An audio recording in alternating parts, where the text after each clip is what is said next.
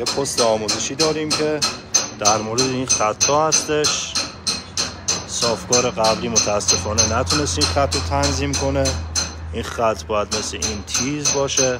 ما این ابزار رو دستساز درست کردیم که مشکل صافکارا حل بشه. البته من کوچیک صافکارا هستم، بعضی از اساتید ابزار رو بسازن واقعا به کارشون میاد. بریم برای ادامه کلیپ.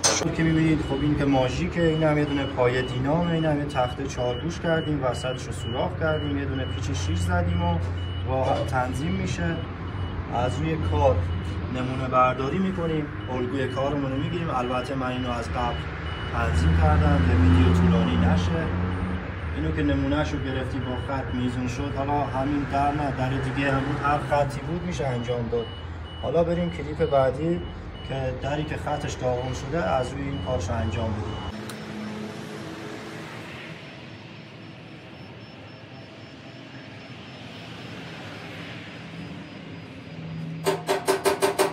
اینم خطی که براش انجام دادیم و باقی کارا رو با این دستگاه براش خطش رو تیز میکنیم.